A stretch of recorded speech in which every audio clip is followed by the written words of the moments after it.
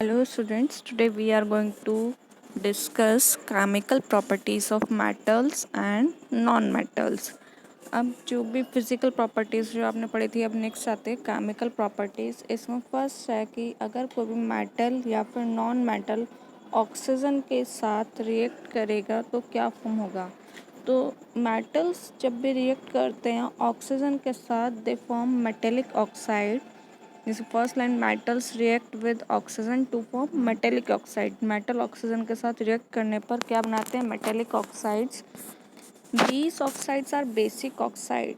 अब जो भी मेटल ऑक्सीजन के साथ रिएक्ट करते हैं वो कैसे ऑक्साइड्स होते हैं आपके, basic, because they react with water to form bases, क्योंकि ये वाटर के साथ रिएक्ट करते हैं टू फॉर्म बेस। इनके साथ बेस फॉर्म होता है, इसलिए क्या होते हैं मेटल जो ऑक्सीजन के साथ रिएक्ट करते हैं वो कैसे होते हैं, बेसिक ऑक्साइड्स। एग्जाम्पल इसमें दिया आपका magnesium burns in air to form magnesium oxide. जब आप मैग्नीशियम को बर्न करते हैं, अब कोई भी बर्निंग प्रोसेस होता है उसके लिए एसेंशियल कौन सी गैस होती है, डैट इज ऑक्सीजन। ऑक्सीजन की प्रेजेंस में ही बर्निंग प्रोसेस होता है। तो magnesium reacts with water to form magnesium hydroxide. जब आपने मैग्नीशियम को रिएक्ट करा, Mg is the symbol of magnesium, O2 is the symbol of oxygen.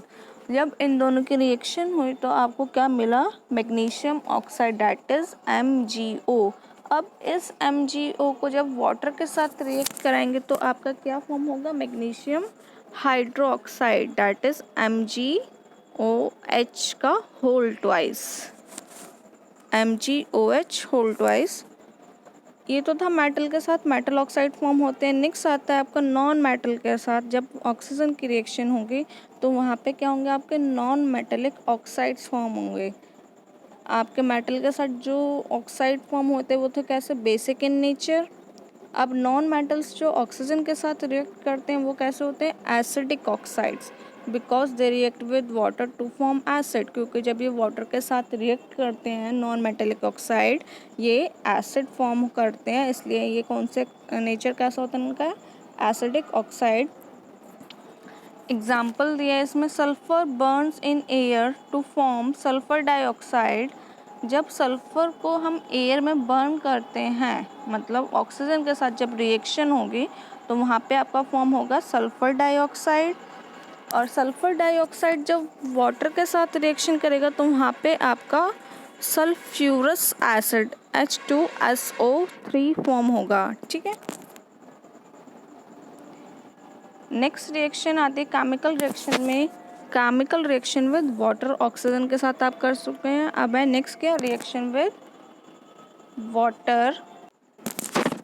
Metals जो वाटर के साथ रिएक्ट करते हैं वो फॉर्म करते हैं मेटल हाइड्रोक्साइड। मेटल हाइड्रोक्साइड कैसे है, अगर वाटर का फॉर्मूला देखें तो क्या होता है आपका H2O, हाइड्रोजन के मॉलिक्यूल्स हैं प्लस ऑक्सीजन के हैं। तो यहाँ पे जो भी मेटल रिएक्ट करेगा वो क्या फॉर्म करेगा, metal hydroxides and hydrogen. Example देखिए इसका, सोडियम, सोडियम का सिंबल होता है आपका Na।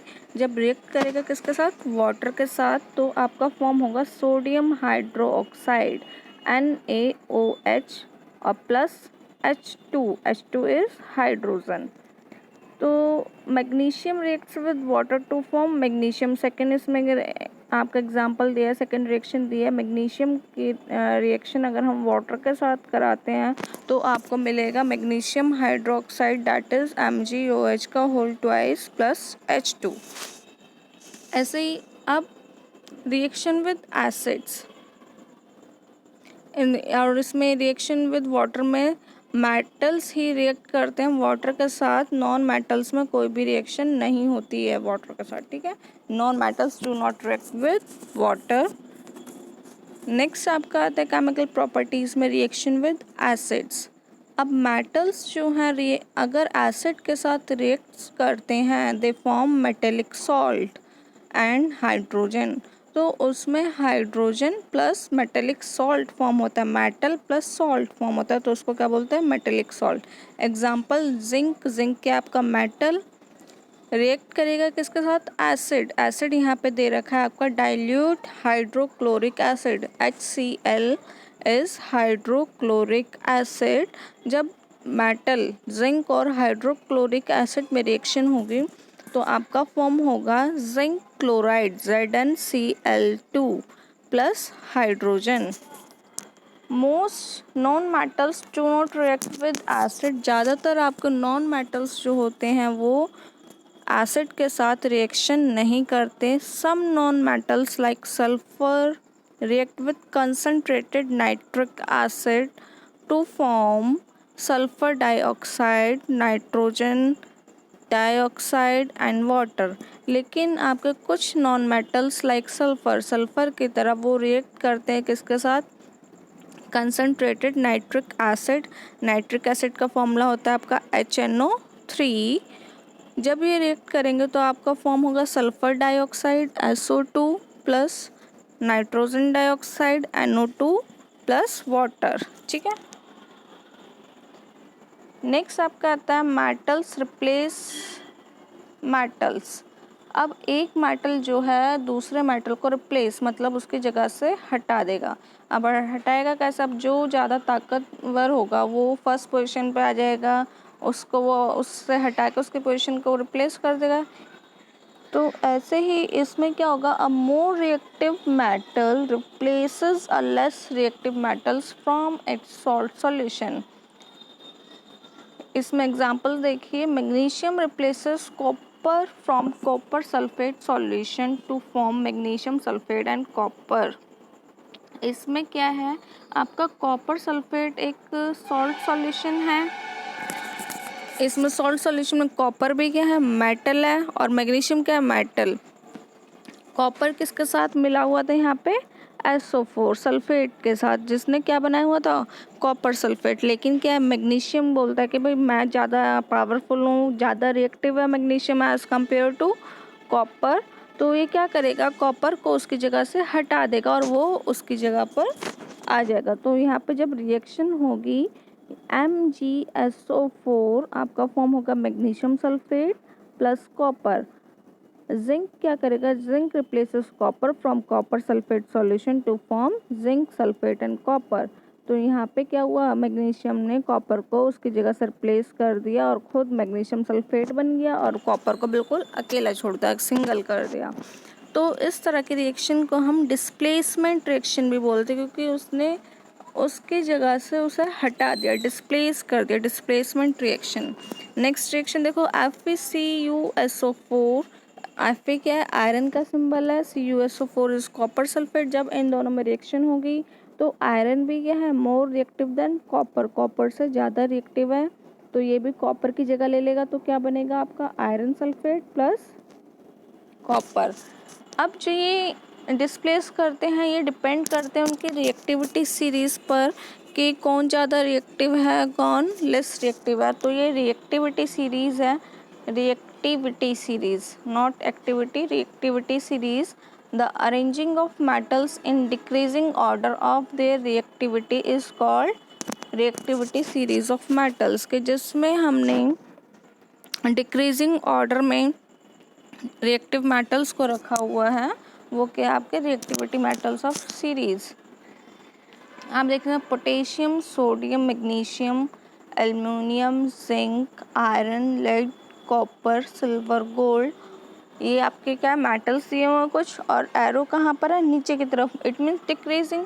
तो क्या इसका मतलब क्या? पोटेशियम जो है ज़्यादा रिएक्टिव है, फिर सोडियम उससे कम, फिर लेस, मैं नीचे की तरफ डिक्रीज हो रहे हैं। तो हाईली रिएक्टिव क्या है इसमें आपका? Potassium is highly reactive and gold is less reactive, least reactive, सबसे कम रिएक्टिव है। तो ये क्या है? डिक्रीजिंग। एरो से देख पता चल जाए कि ऊपर क्या है? ज़्यादा रिएक्टिव है और नीचे जाते जाते क्या वो डिक्रीज हो रही है उसकी रिएक्टिविटी। नेक्स्ट आपका टॉपिक आता है नोबल मेटल्स। अब नोबल मेटल्स क्या होते हैं? मेटल्स जैसे कि gold, silver, platinum retain their lustre because they do not react with air, water और एसिड। जो आपके गोल्ड है, सिल्वर और प्लैटिनम, ठीक है, ये वाटर के साथ रिएक्ट नहीं करते हैं, ना एसिड के साथ, ना वाटर, एयर किसी के साथ। So they are called noble metals. इन पे कोई इफेक्ट नहीं पड़ता है तो ये लस्टर, इनमें शाइन बनी रहती है। जैसे आप देखते हो गोल्ड ज्वेलरीज घर में है, गोल्ड वगैरह जो देखा है, तो आप देखते हैं कि काफ़ी टाइम से आप यूज़ कर रहे हैं लेकिन उसकी शाइन ख़त्म नहीं होती है, वो एज इट इज़ वैसे के वैसे ही रहते हैं। लेकिन जहाँ पे आप आयरन लोहा यूज़ करेंगे तो उसकी शाइन कहीं ना कहीं ख़त्म हो जाएगी। नया लोहा कैसा होगा, बिल्कुल शाइन करता हुआ आपको दिख जाएगा, लेकिन जैसे जैसे पुराना शुरू होना होगा वो क्या, उसमें जंग लगना शुरू होता है। तो वो क्या है कि वो रिएक्ट कर जाता है एयर के साथ, वाटर और एसिड। लेकिन आपके जो ये गोल्ड सिल्वर प्लैटिनम है, इनमें कोई रिएक्शन नहीं होती, तो इसलिए इन्हें क्या बोला जाता है, नोबल मेटल्स। नेक्स्ट आता है gold dissolve in aqua regia. Aqua regia क्या है, एक मिक्सचर है जिसमें कंसनट्रेटेड नाइट्रिक एसिड होता है और हाइड्रोक्लोरिक एसिड, दो एसिड प्रेजेंट होते हैं किसमें, एक्वारीजिया में, नाइट्रिक एसिड और हाइड्रोक्लोरिक एसिड। नाइट्रिक एसिड के और हाइड्रोक्लोरिक का रेशियो क्या होता है आपका, 1:3, मतलब 1 पार्ट होगा आपका नाइट्रिक एसिड एंड 3 पार्ट होते हैं आपके हाइड्रोक्लोरिक एसिड के। Pure is 24 carat gold. Gold की जो हम क्वालिटी की बात करते हैं उसमें आपके कैरेट में उसके प्योरिटी को मेज़र किया जाता है कि 21 कैरेट है, 22 है या फिर 24, ठीक है। अलग अलग कैरेट के गोल्ड आते हैं, लेकिन जो गोल्ड की प्योरिटी है वो कितने कैरेट पे हो रही है, 24 carat.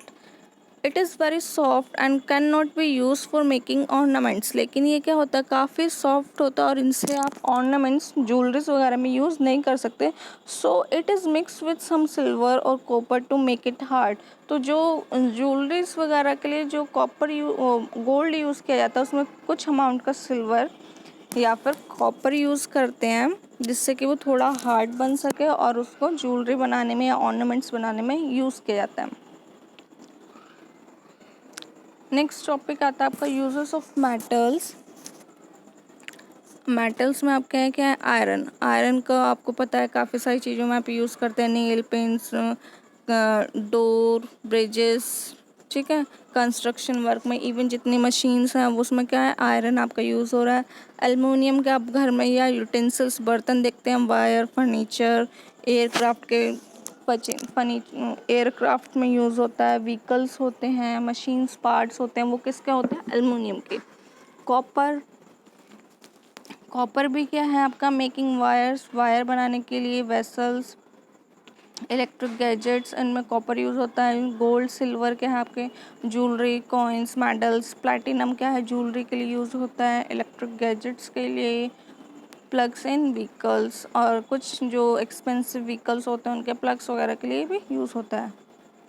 Sodium, sodium compounds are use as common salt. जो आप घर में सॉल्ट यूज़ करते हैं, नमक यूज़ करते हैं, डैट इज सोडियम। नमक है आपका तो NaCl, तो वहाँ पे यूज़ होता है। केमिकल्स में आपका क्या होता है, सॉल्ट प्रेजेंट होता है, और भी काफ़ी जगह पर ये आपके यूज़ होते हैं।